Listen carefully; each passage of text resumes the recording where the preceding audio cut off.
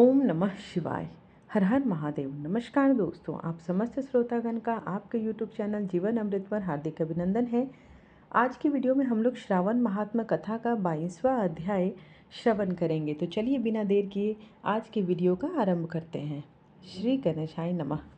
भगवान शंकर ने कहा, हे संत कुमार, श्रावण शुक्ल पक्ष चतुर्थी के दिन सर्व काम फलप्रद संकट हरण नाम का एक व्रत होता है। श्री संत कुमार ने कहा, हे देव, किस विधि से व्रत तथा पूजा करनी चाहिए और किस प्रकार उद्यापन करना चाहिए, यह सब मुझे विस्तार पूर्वक कहिए।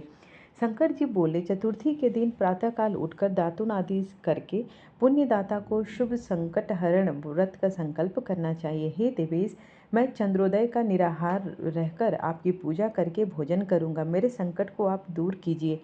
हे द्विज श्रेष्ठ, इस प्रकार संकल्प करके काले तिलों से स्नान करके तथा सब आह्निक कार्य करके गणाधीप की पूजा करनी चाहिए। मनुष्य को उचित है कि अपनी शक्ति के अनुसार 3 मास या 1.5 मास या इससे भी कम सोने की प्रतिमा बनवाएं। सोने के अभाव में चांदी अथवा तांबे की मूर्ति बनवाई जा सकती है, लेकिन यदि साधक बहुत ही गरीब हो तो वह मृत्तिका की प्रतिमा भी बना सकता है।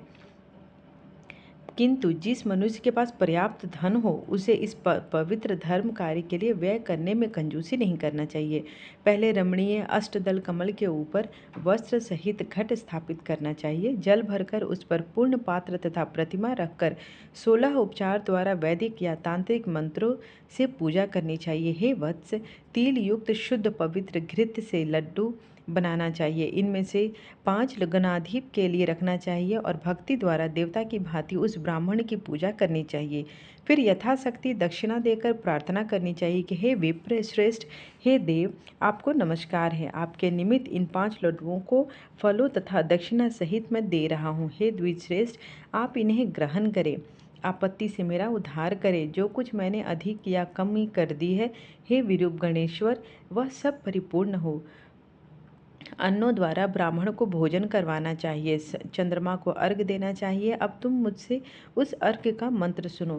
क्षीर सागत शंभु सुधा रूप निशाकार तथा गणेश प्रीतवर्धन, आप मेरे अर्घ को स्वीकार करें। इस प्रकार विधि पूर्वक व्रत किया जाए तो गणपति प्रसन्न होते हैं और अभिलषित पदार्थ को प्रदान करते हैं। उन पदार्थों को मनुष्य को स्वीकार कर लेना चाहिए जो भगवान की तरफ से दी गई रहती है। इस व्रत के करने से विद्यार्थी विद्या, धनार्थी धन, पुत्रार्थी पुत्र प्राप्त कर लेता है। मोक्ष चाहने वाले को मोक्ष मिलती है, कार्य की सिद्धि होती है, रोगी को रोग से छुटकारा मिलता है, आपत्तियों से घिरे हुए व्याकुल मन वाले को शांत चित्त प्रदान होता है, अपने सगे संबंधियों के वियोग से दुखी जनों के सभी संकट को हर लेते हैं तथा संपूर्ण कष्टों का निवारण करते हैं और उत्तम व्रत का पालन करने से सर्व मनोकामना सिद्ध होती है। मनुष्य को चाहिए कि वह 10 दिशाओं की पूजा करे। हे वत्स, मैं तुमको लड्डू बनाने की एक और विधि भी बताता हूँ। शुद्ध घी से परिपूर्ण तिल सहित मूंग के लड्डू कतरी हुई गिरी डालकर बनाने चाहिए। लड्डू श्री गणेश जी को समर्पित करने चाहिए। अलग अलग नाम पदों द्वारा गणनाथ की पूजा करनी चाहिए। हे मुनिसत्तम, तुम मुझसे उन नामों को सुनो। गणाधीप, आपको नमस्कार है। उमापुत्र, अग्ननाशन, एक दंत, दंत वक्त्र, मूषक वाहन, विनायक, ईशपुत्र, सर्वसिद्धि प्रदायक, विघ्नराट, स्कंद गुरु, सर्व संकट नाशन, लंबोदर, गणाध्यक्ष, गौर्य मंगल संभव, धूम्रकेतो, भालचंद्र, असुर मर्दन, विद्यान विधान, विकट और शूर्पकर्ण, आपको नमस्कार है। इन 21 नामों द्वारा गणेश जी की पूजा करने से भगवान अति प्रसन्न हो जाते हैं। हे विघ्नराट, उमापुत्र, अघनाशन, आपको मेरा नमस्कार है। मैंने आज अपनी शक्ति के अनुसार इस कार्य के लिए आपकी पूजा की है। उससे आप मुझ पर प्रसन्न हो जाइए और मेरे मन की सारी इच्छाओं को पूरा करें। हे प्रभु, आपकी दया से ही मैं सब कामों को कर पाया हूँ। मेरे शत्रुओं की बुद्धि का नाश तथा मित्रों का अभ्युदय करें। इस प्रकार प्रार्थना करके अष्टोत्तरस्त होम करना चाहिए। व्रत की समाप्ति के लिए लड्डुओं का वायन देना चाहिए। फलों से युक्त 7 लड्डू रखकर कहना चाहिए, हे गणेश जी, प्रसन्नता के लिए यह मैं ब्राह्मण को दे रहा हूँ। फिर उत्तम कथा सुनकर बड़ी अच्छी तरह से अर्घ दो। हे सत, में आगे दिए मंत्र से 5 बार चंद्रमा को अर्घ देना चाहिए। क्षीरोदार्ण वसंभूत अग्नियो गोत्र सबूत भूत शशीन, हे रोहिणी सहित मेरे दिए हुए इस अर्घ को स्वीकार करें। फिर क्षमा प्रार्थना करनी चाहिए। ब्राह्मणों को यथाशक्ति भोजन करवाना चाहिए।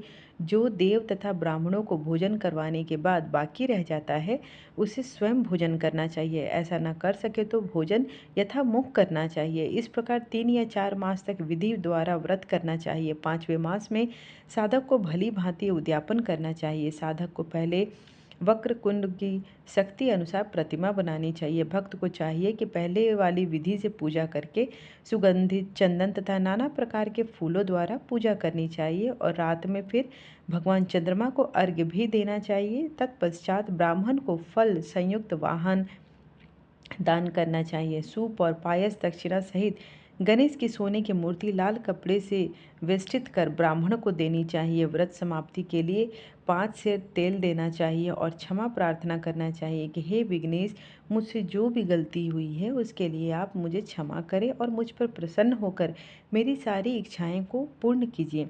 संत कुमार मेरे कहने से पूर्व पार्वती ने इस व्रत को 4 मास तक संकल्प की प्राप्ति के लिए किया था।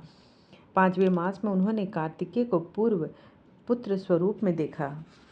महर्षि अगस्त्य ने समुद्र पान के समय इस व्रत को किया। 3 मास के बाद उनको विघ्नेश के प्रसाद से सिद्धि प्राप्त हो गई। हे महामुने, इस व्रत को दमयंती ने 6 मास तक किया था, तभी उसको महाराज नल का दर्शन हुआ था। अनिरुद्ध को खोजती हुई चित्रलेखा ने भी इस व्रत को किया।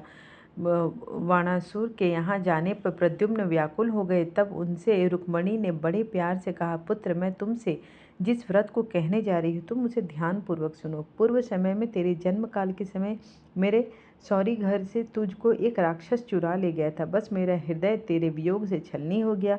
मैं बिलखती रही, किंतु मैं अपने सुंदर पुत्र का मुख कब देखूंगी। उस समय जब दूसरी स्त्रियों ने पुत्रों को देखती थी तो मेरा कलेजा फटता था। मैं उन स्त्रियों के पुत्रों को देखकर कहती, कहीं यह मेरा पुत्र तो नहीं। इस प्रकार मेरे वियोग का कोई अवहेलना नहीं था। भगवान की कृपा से हमारे यहाँ लोमस ऋषि आए। उन्होंने मेरी दशा देखकर मुझे संकट चतुर्थी व्रत करने का उपदेश दिया। उनके आदेशानुसार मैंने यह व्रत 4 बार किया। बस उसके प्रभाव से तुमने वापस लौटकर शंबासुर का वध किया।